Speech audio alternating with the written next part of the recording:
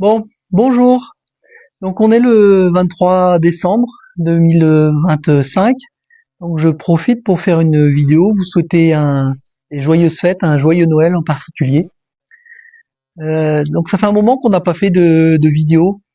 Donc la raison principale, c'est que j'ai des problèmes un peu avec mon ordinateur là. J'avais acheté un ordinateur localement il y a un peu plus d'un an. Et bon, il fonctionne pas très bien, il est très très lent. Il a tendance à planter. Alors lorsque je fais des montages vidéo, des fois il plante en plein milieu, puis je suis obligé de recommencer. Ça devient très très long. Et, et je manquais aussi un peu d'inspiration pour les vidéos. On était pris un petit peu dans nos travaux. Mais autrement, je voudrais vous rassurer, tout se passe bien. On continue notre petit bout de chemin, euh, donc de vie en Côte d'Ivoire. Donc la raison de cette vidéo principale, c'était de vous parler donc d'un projet là, euh, où on aura besoin de votre aide. Donc j'ai un jeune là qui j'ai fait un dossier de financement au niveau du gouvernement ivoirien pour un jeune de la région. Et donc initialement on a demandé un financement de 5 millions de francs CFA. Lorsqu'on allait présenter le projet à la personne qui était responsable de l'allocation des financements, il a dit que le projet était solide et que pour avoir le maximum de chances de le mener à terme, il serait judicieux de demander plutôt donc un financement de 20 à 30 millions. Donc on s'y est pas opposé, évidemment. Normalement, si on passe de 5 à 20 millions, effectivement, ça nous donne plus de degrés de liberté pour mener à terme le projet. Et donc on est allé dans cette direction-là. Mais donc là, ça fait à peu près, je dirais peut-être un mois qu'on est allé rencontrer cet inspecteur-là.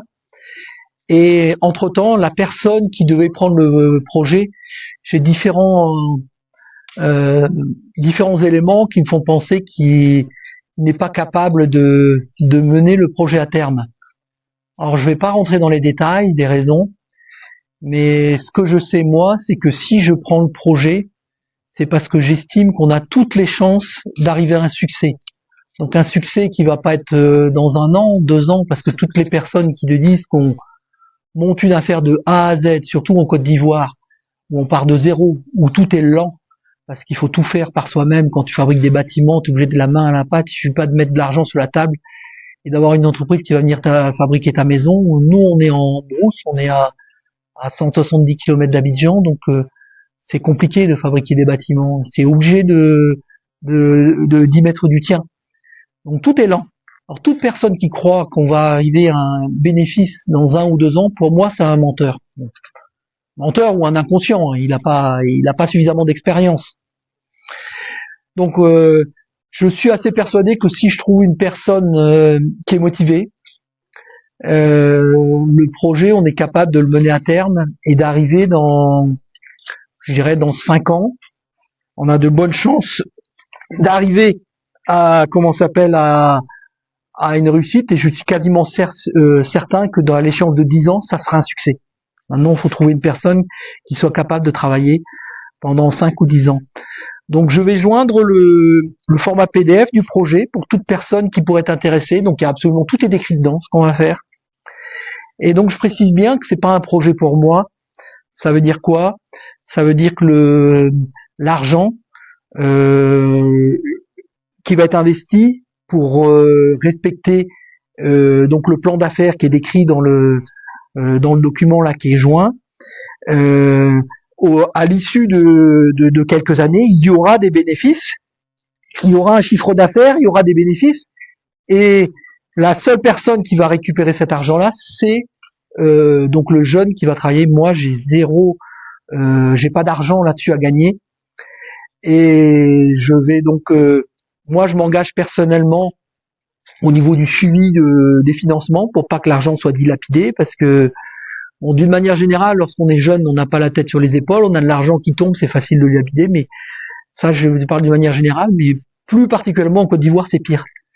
Donc des gens qui n'ont pas eu touché de l'argent dans leurs mains depuis leur enfance, qui arrivent à 20 ans ou 30 ans, s'ils ont 5 millions dans les mains ou 20 millions, ça fait tourner la tête. Et puis pour moi, ils ont quasiment aucune chance de. Il y a quasiment personne. Donc moi, je vous demande la preuve du contraire. Hein. J'ai fait des vidéos déjà qui expliquaient que c'était très difficile de démarrer un projet en Côte d'Ivoire. Et j'ai quelques personnes, bon, la plupart des personnes m'ont dit que j'avais raison, qu'ils avaient la même expérience, mais j'ai quelques personnes qui m'ont dit qu'il fallait pas généraliser, qu'on pouvait trouver des personnes qui étaient, qui avaient la tête sur les épaules, je dirais. Eh ben, je vous mets au défi. J'ai un projet actuellement, j'ai probablement 20 ou 30 millions qui vont arriver dans 1 ou 2 mois. J'ai personne sous la main. Donc, si je trouve personne, j'irai d'ici, allez, vraiment 1 mois maximum, mais plutôt 2, 3 semaines. Eh ben, je refuserai l'argent. Je vais aller voir l'inspecteur qui est responsable de l'allocation, comment ça s'appelle, de l'argent, et puis je vais dire, bah non, j'ai personne. Donc je refuse de prendre la responsabilité de recevoir cet argent-là, et qu'il soit dilapidé, et qu'au final on ait un échec. Parce que cet échec signifiera quoi? Au-delà du fait que c'est quand même ma responsabilité qui est en jeu, mais à la limite, je peux passer outre ça, c'est pas très très grave. Ce qui fait le plus grave, ça veut dire quoi? Ça veut dire que probablement plus jamais on me donnera un financement que je pourrais allouer à une autre personne, travailler pour un autre projet, parce qu'ils ont dit, bon, on lui a donné un financement de 20 millions, il n'y a rien qui est sorti de terre. Donc si je me représente dans 2 ans pour redemander de l'aide pour une autre personne en faisant un dossier, je crois que la porte va se fermer assez rapidement. Donc je trouve ça bête. Donc si je m'engage sur un projet, c'est que j'ai suffisamment de garantie qu'on va arriver au succès. Et pour moi, la garantie d'arriver du succès, le maillon faible, ça va être la motivation de la personne. Et donc, les quelques personnes là qui m'avaient écrit que c'est pas vrai, je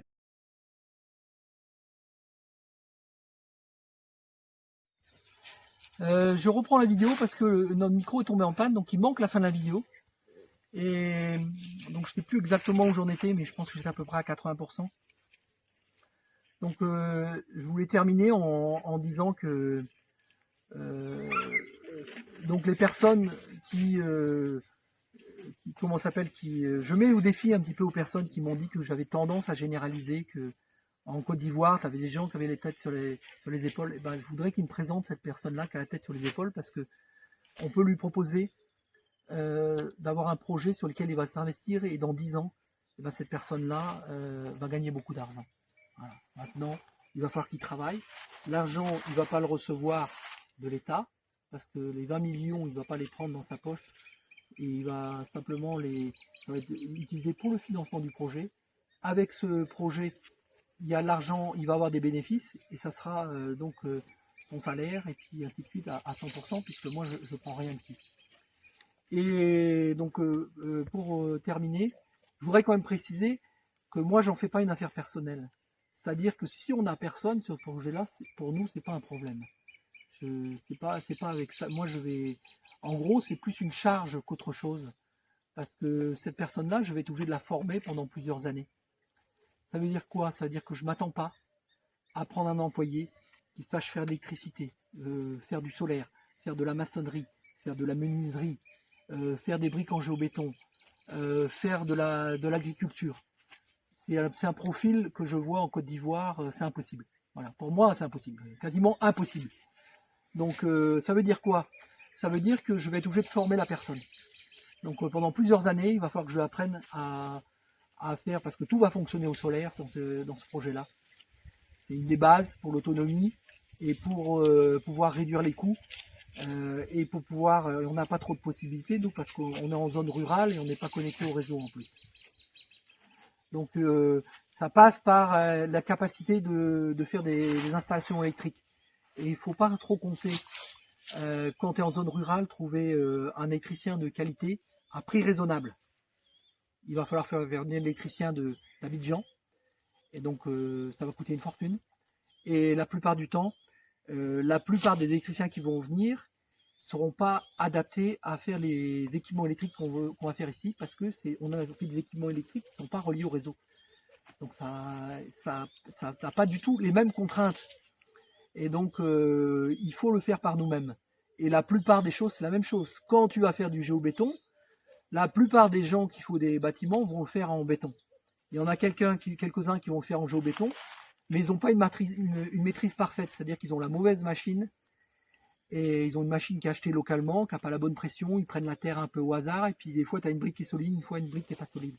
Donc on fait du géobéton. Moi j'ai une machine qui a plus d'1 million, la machine, et qui est capable de faire des briques en géobéton de qualité, mais il faut apprendre à le faire. Il n'y a personne, il n'y a pas un maçon dans la région qui va être capable de l'utiliser correctement, la machine, et qui va pouvoir faire des briques correctement dosées. Donc tout ça pour dire que moi, il va falloir que je consacre plusieurs années à former la personne. Donc pour moi, c'est une charge. Mais je suis prêt à le faire. Si la personne réussit à une réussite personnelle et qui gagne beaucoup d'argent, tant mieux. Ça va faire des petits dans la région. On va pouvoir démarrer d'autres projets. Toute la région va grandir. On va tous grandir ensemble. Mais moi, je ne vais pas consacrer 3 ans de ma vie à former quelqu'un si j'ai pas la certitude, ou suffisamment en tout cas de certitude, qu'on va arriver à un succès sous prétexte que la personne n'est pas motivée. Donc voilà. Allez, à bientôt. Les filles. Pardon ? Les filles. Filles ou garçons. Ah oui, ma femme me précise aussi l'aspect porteur de projet. Donc ça peut être aussi une fille. Donc en Côte d'Ivoire, on a souvent la mentalité, le premier réflexe de penser qu'un porteur de projet, d'un financement, ça va être un garçon, systématiquement.